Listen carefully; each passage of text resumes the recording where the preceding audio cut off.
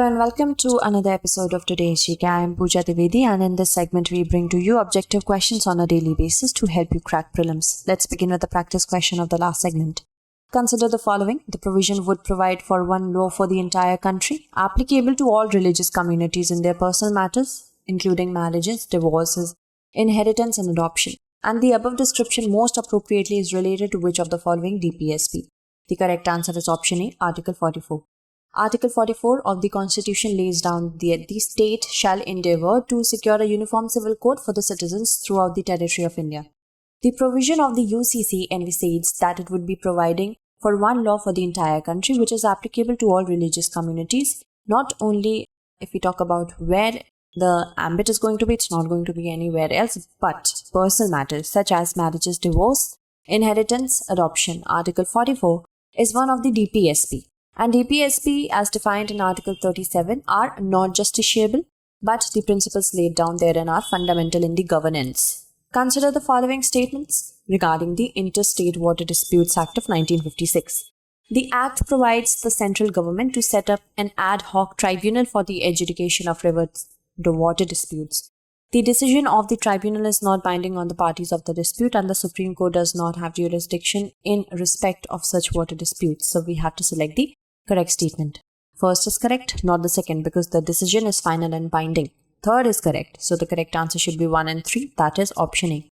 Recently, 2 judges of the Supreme Court recused themselves from hearing a dispute among the neighbouring states of Telangana, Andhra Pradesh and Karnataka on the allocation of Krishna Water River.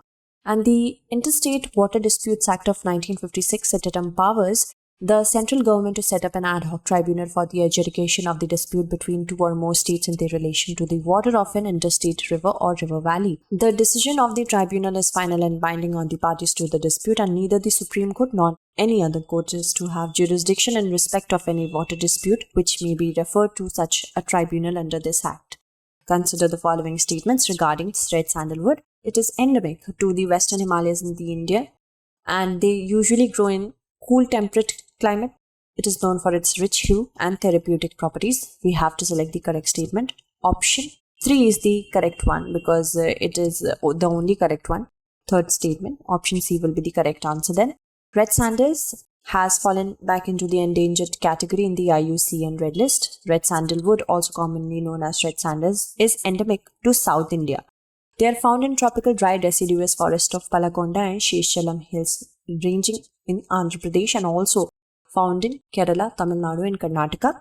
Red sandals usually grow in the rocky, degraded and fallow lands with wet soil and hot and dry climates, also known for its rich hue and therapeutic properties in high demand across Asia, particularly in China and Japan for cosmetics and medicinal products, woodworks and musical instruments. India's sandalwood trees are facing a serious threat due to sandalwood spike disease. Consider the following statement. The GDP provides a picture of the economy from the demand side, and GVA provides a picture of the economy from the supply side. So we have to select the correct statement. Both are correct. Option C is the correct answer. Recently, the Ministry of Statistics and Program Implementation released the first advance estimates of the current financial year. GDP maps the economy from the expenditure side, that is by adding up all the expenditures. GDP is private consumption plus gross investment, government's investment, government spending, plus exports minus imports, and that is net, whatever the net may be. The gross value added provides a picture of the economy from the supply side, which is mapping the value added by different sectors of the economy such as agriculture, industry and services. GVA is GDP plus subsidies on products minus taxes on products. Consider the following statements about the Sweet Revolution. The initiative aims to promote sugarcane production in northeastern states of India, and it is an initiative of the Ministry of Agriculture and Farmers Welfare. We have to select the correct statement. So, first statement is not correct, second is correct. The correct answer is option B. National Beekeeping and Honey Mission aims for the overall promotion of the scientific development of beekeeping, and that is in the country, not only in northeastern states, to achieve the goal of Sweet Revolution, which is being implemented through the National Bee Board.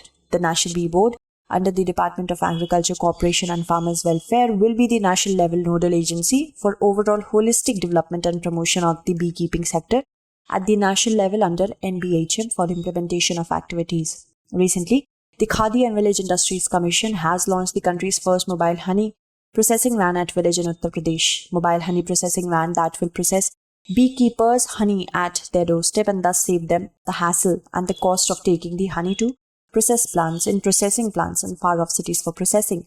With reference to the Alps, consider the following statements. It stretches from the Atlas Mountains of North Africa to beyond the Himalayas. The Alps are an interzonal mountain system between Central and Mediterranean Europe. Mount Blanc in the Alps is the highest peak in Western Hemisphere. So we have to select the statement which is or are not correct. First and second, both are not correct. Third is correct. The correct answer is option B. So first and second are correct. Third is not correct. The correct answer is option C. Recently, the Defence Minister flagged in India's first multi-dimensional adventure sport expedition conducted by National Institute of Mountaineering and Allied Sports in France. Alps is a small segment of a discontinuous mountain chain that stretches from the Atlas Mountains of North Africa across southern Europe and Asia to beyond the Himalayas. The Alps are an interzonal mountain system or a transition area between Central and Mediterranean Europe, and though they are not as high and extensive as other mountain systems uplifted during the Paleogene and Neogene periods such as the Himalayas and Andes and Rocky Mountains, they are responsible for major geographic phenomena. Mount Blanc is the highest peak in the Alps and Mount 𝐶𝐶𝐽𝐽 is the highest point in the Western Hemisphere, lies in the Southern Andes Mountains. Consider the following statements with respect to the first ever transplantation of pig heart into human patient in the US. The Food and Drug Administration is the supervising authority for xenotransplantation. The surgeons used a heart from a pig that had undergone gene editing to remove a sugar in its cell. So we have to select the correct statement. Basically, both are correct. The correct answer is option C.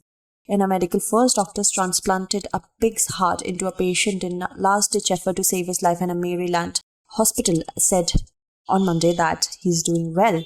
3 days after the highly experimental surgery, doctors at the University of Maryland Medical Center say that the transplant showed that a heart from a genetically modified animal can function in the human body without immediate rejection.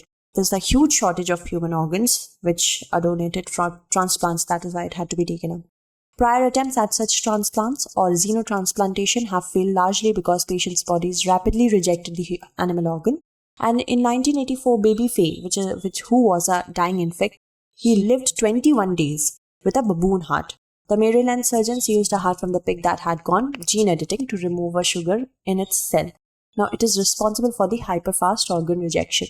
The Food and Drug Administration, which oversees xenotransplantation experiments, allowed the surgery under what was called a compassionate use emergency authorization, available when a patient with a life-threatening condition has no other option.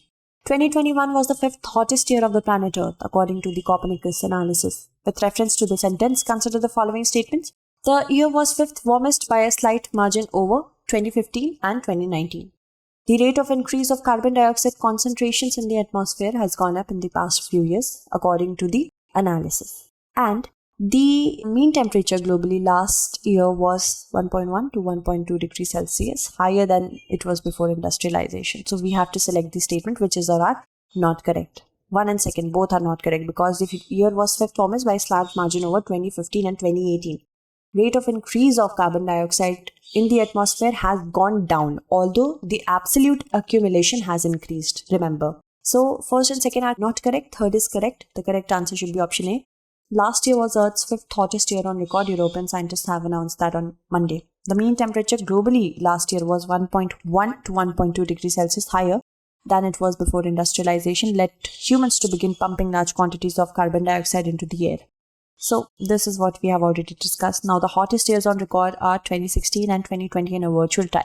Copernicus temperature record starts in 1950. But in its analysis, the group combines these records with other records that go back about a century ago. Copernicus said its preliminary analysis of satellite measurements had found that concentrations of heat-trapping gases continued to rise last year. The rate of increase in carbon dioxide levels appear to have been down somewhat from a few years earlier. However, the concentrations of methane, the second most prevalent greenhouse gas, grew at a fastest pace in the 2 decades. The Donbass region, very often seen in the news, is situated in which of the following countries? The correct answer to this question is option A, Ukraine. The United States and Russia locked horns over Ukraine and other security issues on Monday with no sign of progress from either side at highly anticipated strategic talks. The Donbass is a historical, cultural and economic region in southeastern Ukraine. The word Donbass is the portmanteau formed from Donetsk Basin, an abbreviation of Donetsk coal basin. The most common definition in use today refers to the Donetsk and Luhansk region of Ukraine, whilst the historical coal mining region excluded parts of these oblasts and included areas in the Dnipropetrovsk Oblast and southern Russia. So these regions, Luhansk and Donetsk, they form the Donbass region. Okay, let's move forward.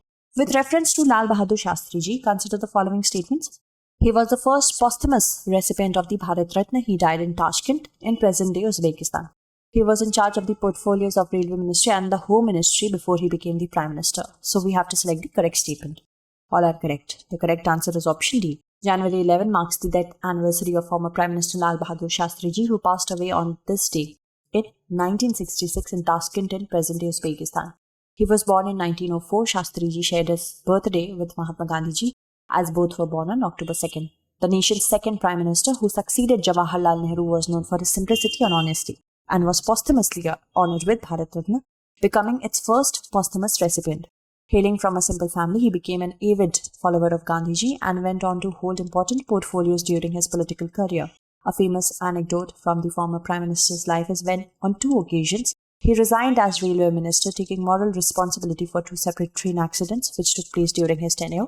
Also, a former Home Minister, he took over the Prime Minister as Prime Minister on June 9, 1964 in the wake of Jawaharlal Nehru's demise. Consider the following statements with regard to the Western disturbances. It is an extratropical storm originating in the Mediterranean. It is an area of high pressure that brings sudden showers, snow and fog in northwestern India. We have to select the correct statement. First statement is correct. Second is not, because it is an area of low pressure that brings sudden showers and not high. Option A is the correct answer. Even as most of India continues to experience biting cold, eastern states are bracing for a western disturbance, which is likely to hit them from Tuesday and cause rainfall over the next few days as projected by the IMD. Western disturbances are labelled as extratropical storm originating in the Mediterranean. It is an area of low pressure that brings sudden showers, snow and fog in northwest India. The disturbance travels from the western to the eastern direction, and these travel eastward on high-altitude westerly jet stream, massive ribbons of fast winds traversing the earth from west to east. Disturbance means an area of disturbed region or reduced air pressure. Equilibrium exists in nature, due to which the air in the region tries to normalize its pressure. A western disturbance is associated with rainfall, snowfall, fog in northern India. Arrives with rain and snow in Pakistan and northern India. The moisture which WDs carry with them comes from the Mediterranean Sea or from the Atlantic Ocean, and WD brings winter and pre-monsoon rain and is important for the development of the rabi crop in northern subcontinent. Let's move on to the practice question for our next segment.